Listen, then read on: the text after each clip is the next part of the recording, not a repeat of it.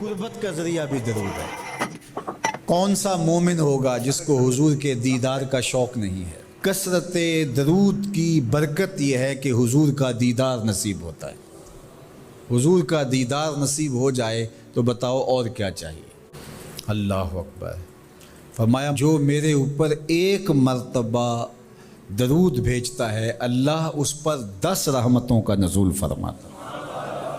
اور ایک حدیث میں آیا جو ایک مرتبہ میرے اوپر درود بھیجتا ہے اللہ اس کے 10 گناہ معاف کرتا ہے، 10 درجے بلند کرتا ہے اور 10 رحمتوں کا نزول فرماتا ہے۔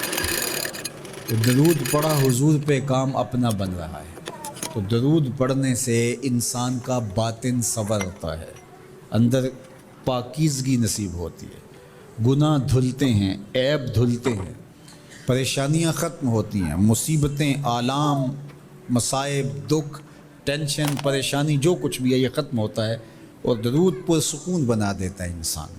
راحت بخش ہے وظیفہ، سرور انگیز ہے یہ وظیفہ، نور بیز ہے یہ وظیفہ، ماحول میں شگفتگی پیدا کر دیتا ہے۔ اگر درود شریف پڑھو گے تو تمہاری بہت ساری پریشانیاں ختم ہو جائیں گی، تمہارے دکھوں کا مداوع ہوگا، تم ریلیکس ہو جاؤ گے درود پڑھنے۔ یہ درود شریف کی برکات ہیں۔ ایک مرتبہ درود پڑھنے سے 10 رحمتیں نازل ہوتی ہیں، اور جو بار بار حضور پہ درود پڑھتا ہے تو بتاؤ کہ کتنا بڑا ذخیرہ رحمتوں کا اس کے اطراف میں پھیل گیا۔ تو اس لیے کثرت کے ساتھ درود پڑھنا چاہیے۔ حضور علیہ السلام نے یہ بھی ارشاد فرمایا کہ جو میرے اوپر درود پڑھتا ہے میرے اوپر لازم ہے کہ میں اس کی شفاعت کروں گا۔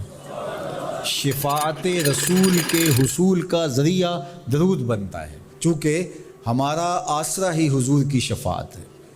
وہ دامن شفاعت کھولیں گے تو ہم گناہ گاروں کا کام بنے گا، اور وہ نصیب کیسے ہوگی حضور علیہ السلام کی شفاعت؟ کثرت درود سے۔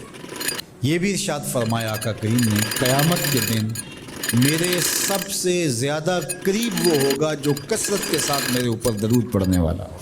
اللہ کا فرشتوں کی مجلس میں حضور کی ثنا کرنا یہ درود ہے۔ حضور کی مدح فرمانا، محبوب کی شانوں کو بیان فرمانا۔ یہ صحیح بخاری میں صلاۃ کا ترجمہ حضرت ابو العالیہ رضی اللہ تعالی عنہ سے کیا گیا ہے۔ تو پھر درود کا مفہوم بہت وسیع ہے۔ حضور کی مدح و توصیف، حضور کے حسن کا بیان، حضور کے خصائل کا عنوان، آقا کریم کے شمائل کا تذکرہ، حضور علیہ السلام کے فضائل کی باتیں، حضور کی عظمتوں کا عنوان، یہ سب کچھ درود کے زمرے میں آتا ہے۔ اور پھر ساتھ صیغہ بھی درود کا ہو اور اس میں شانیں بھی حضور کی ہوں، جس طرح درود تاج میں ہے، تو اس میں حضور پر درود بھی بھیجا گیا اور ساتھ حضور کی عظمتوں کو بھی بیان کیا گیا۔ تو یہ ایک خوبصورت گلدستہ بن گیا۔ درود شریف کے جو مفاہیم بیان کیے گئے ہیں ان سب مفاہیم کو یہ اپنے جلو میں لیے ہوئے ہے یہ درود۔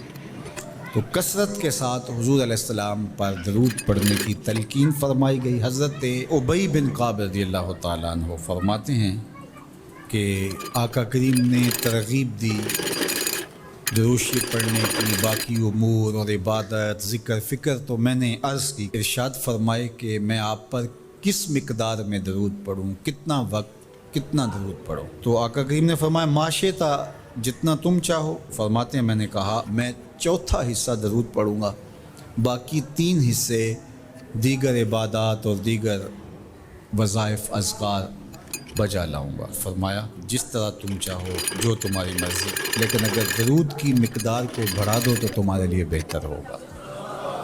تو میں نے کہا النصف، میں آدھا وقت درود پڑھا کروں گا اور باقی چیزیں باقی آدھے وقت میں کروں گا۔ فرمایا جس طرح تم چاہو، لیکن اگر درود کی مقدار کو بڑھا دو تو تمہارے لیے بہتر ہوگا۔ میں نے کہا کہ حضور میں 2 حصے درود پڑھوں گا اور 1 حصہ باقی وظائف اوراد بجا لاؤں گا۔ فرمایا جیسے تمہارا دل چاہے، لیکن اگر تم درود کی مقدار کو بڑھا دو تو تمہارے لیے بہتر ہوگا۔ فرماتے ہیں میں نے کہا حضور میں پڑھوں گا ہی درود، سارا وقت میں آپ پہ درود ہی پڑھتا رہوں گا۔